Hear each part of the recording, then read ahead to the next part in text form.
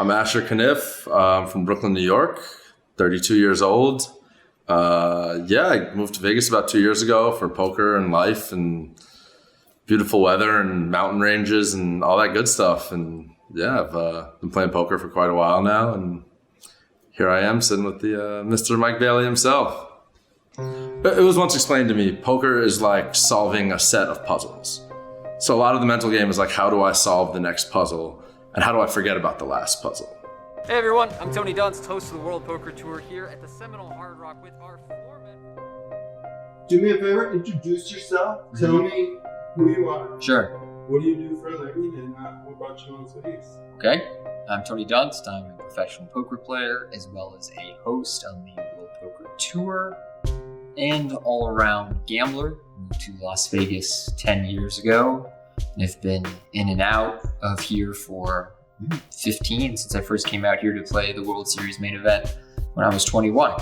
Tony Dunst has done it, Vince.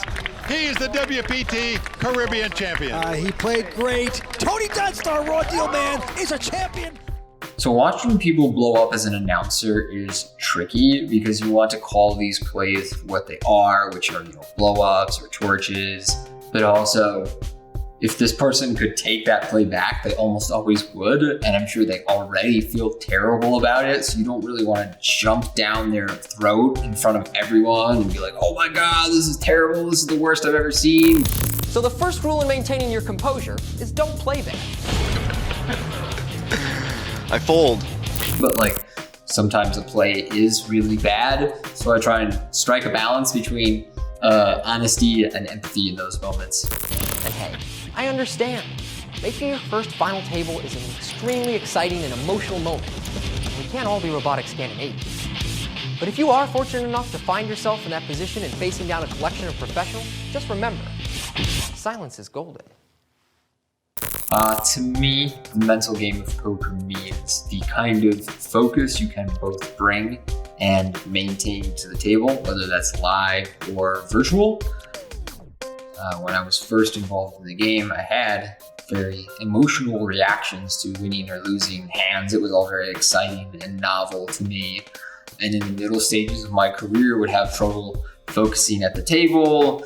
As is common in poker, wouldn't always play sober, was looking for distraction, was in my phone too much.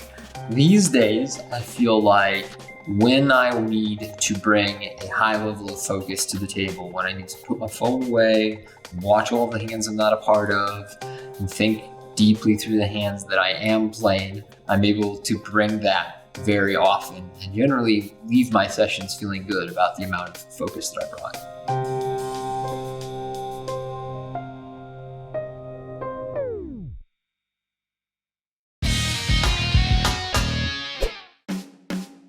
The tournament that had the most impact on my life was definitely the WPT World Championships in April 2015 at Borgata.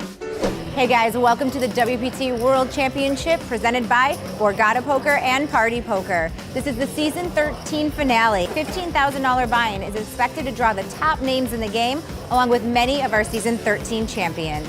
So with that, I'm gonna leave it to Mike Sexton, who says it best, and get this tournament underway.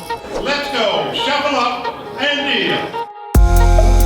It's not a hard tournament to make sound awesome. It was so important for my career. It was at Borgata on my home turf. It was the biggest buy-in I'd ever played in my life. I had played the WSOP main event a few times, and other than that, I think 5,000 was my biggest buy-in. I was kind of at that point in my career where I had played with a lot of the guys that I had seen when I was a kid, on the WSOP in 2004. So when I first sat down at the table for the tournament, I was definitely nervous. It was just a big buy-in, and it was also oh look, there's Huck Seed or Carlos Mortensen, and I knew I could hang with them, but it was just more am I any good? Can I still win? No matter how much you've been studying, how hard you try, how much you play, how well you're doing.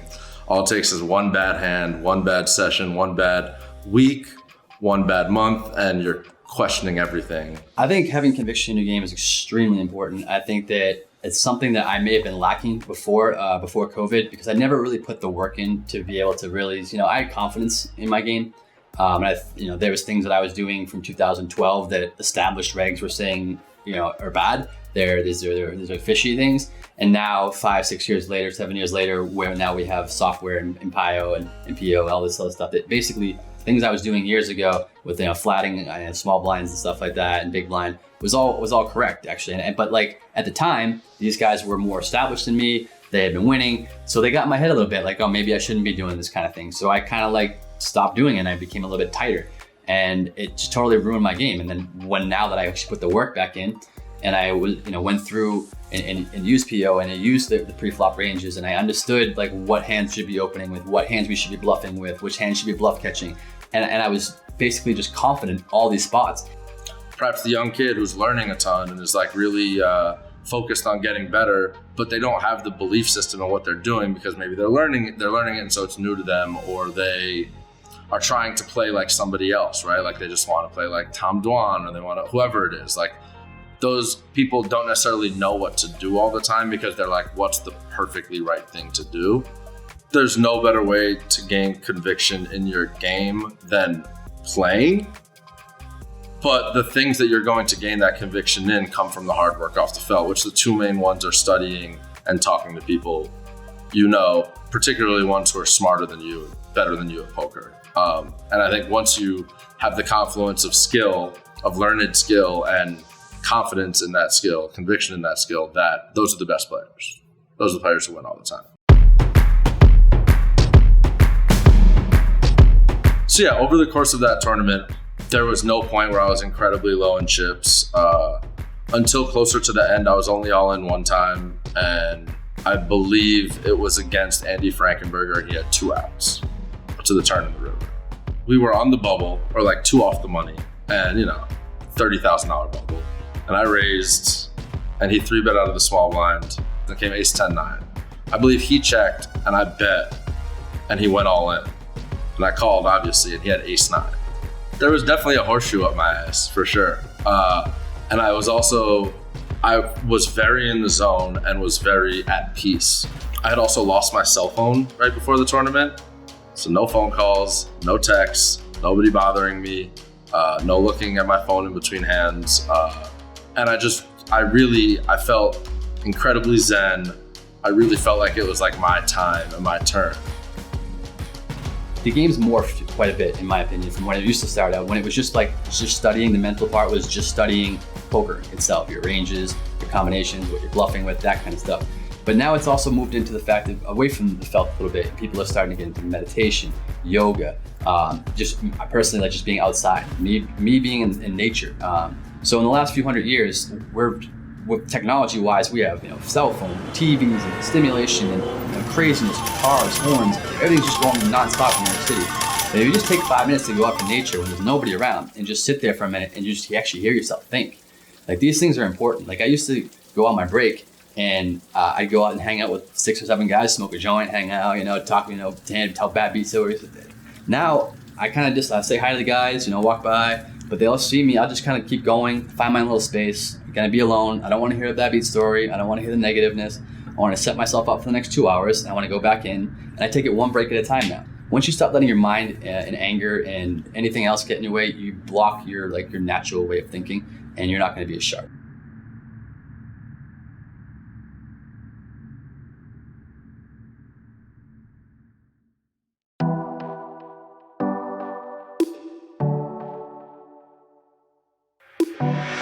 The thing that bothers me, and it really gets under my skin, and I really have a hard time controlling myself with it, is just people being a dickhead. For any other reason, just being unpleasant. We're all there to play poker.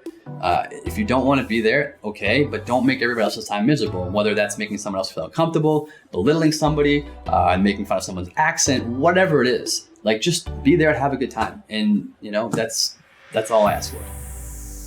What tilts me at the table?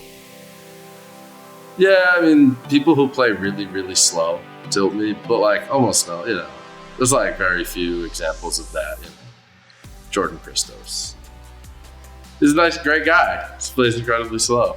But yeah, I try to stay very level-headed. If I'm really mad about something, I tend to just put headphones in and just 15 minutes of music. I'm back.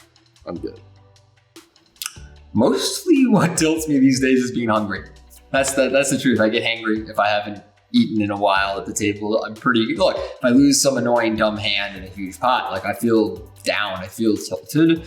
But for the most part, I don't feel like it affects my play in a meaningful way anymore. I just kind of accept the rhythm and inevitability of variance in this game. And I know that it just can't always be my day because that's how tournaments are. It's generally not your day, and I accept that. People are always like, oh, poker, that's so cool, man. Like that sounds like the greatest job ever. And I'm like, have you ever gone to work and like worked your ass off and like tried so hard and just like left $5,000 poorer than you worked yesterday? Like, it is. It's a great job. It's a great game. It's easy way to make a hard living, and sometimes it's an easy way to make an easy living. But like, it sucks sometimes, and like, you know, it's what doesn't. There's no job that doesn't have its downsides. It's ego. The emotion of like letting emotion get the best of you in poker is just your ego. Like, and that's been a big goal of mine in my life for the past few years, is like really just letting go of all ego. It's incredibly difficult, but I really think that's like a life thing. Like, I think when you evolve in life, when you mature in life, you let go of your ego, and that helps poker. For the most part, I'm lucky to be somebody who is internally quite motivated to do well and to try and be excellent at my craft and not respond too much to the ups and downs of life. I do remember a lesson growing up that helped me adopt a long-term mindset, where when I was about 9 or 10 years old, there was this big Lego castle that I really wanted, and I had 10 or 20 bucks saved up. You know, I was 10 years old, and the castle was $100. And my parents were like, we're not gonna buy the castle for you, but your allowance is $5, and there are more chores that you can do that will up it to $10. So 2 months from now, if you do this, you'll be able to get your castle. And I was like, okay, you know, fair enough. I can do some extra chores and wait.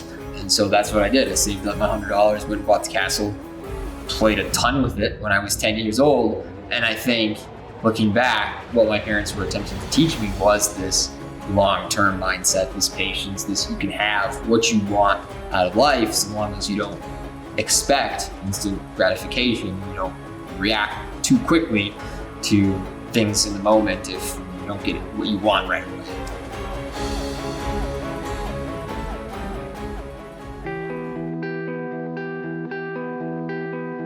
When I sat down at the final table of the 15K, it was Carlos Mortensen, Tony Dunst, Ray Kartomi, Brian Yoon, and a guy named Alex Lakov, who I actually ended up getting heads up with. I knew I could hang with them, but it was just more like, oh, right, like I'm here now, like this is happening. Winning $1 million is the sickest feeling of euphoria you could possibly imagine. Assuming it's not something that's normal to you, right? There are guys who just win that much frequently. But winning $1 million is the greatest drug ever invented. It's different than most euphorias because it's not temporary, right? So like no matter what drug you do, it wears off. No matter what sex you have, it ends. And like you can blow through $1 million. Like I've seen it so many times. But like you have the euphoria, you're walking on cloud 9, you know, I went out with my friends that night, I went back to New York, whatever, and then it's like it all ends and you're like, and I still got the $1 million. Like it's incredible. And I think probably the greatest lesson I learned from winning all that money is the backwards nature of the fact that money doesn't make you happy. Because you can't learn that unless you get money. And if you get money, nobody wants to hear you tell them that money won't make you happy. Because they're like, I'm broke, give me some money. I bet you I'd be happier.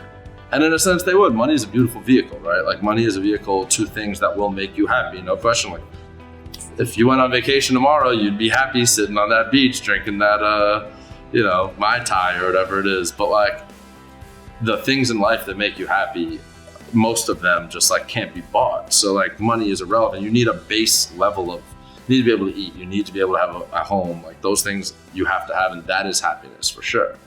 But the people around you, the experiences you have, all that sort of stuff, like a lot of that stuff you just can't buy. And I'm a happy guy, but I found myself happiest in a sense before the money, because things were simpler. Life was just different and easier. And things you learn, but nobody wants to hear it from the guy with money. I promise you that. Nobody. I would say the advice I'd give to a kid who wants to stay sane in the game is to study consistently, but have a balanced life. I know there are some people early in their career who have this intense passion for poker and just want to study and grind and play all the time. And that's great, but it won't last forever. And you will probably find greater success and happiness in this profession if you have a more balanced life. So for me, that means exercise, socializing, taking some time off. But for other people, it can be any number of things. Just don't become too single-minded of poker. My process has been a consistent but not overly intense amount of study during the times that I play more, and not feeling obligated to study during the times when I'm not playing as much. But we all have our own ways of finding balance.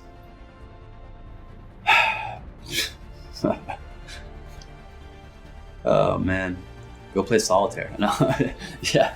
If I were to give somebody coming up in today's game a bit of advice, the one thing I would say is never give up on yourself and work as hard as you possibly can. Because the moment you stop working, the game will pass you by. This game's always going to be evolving.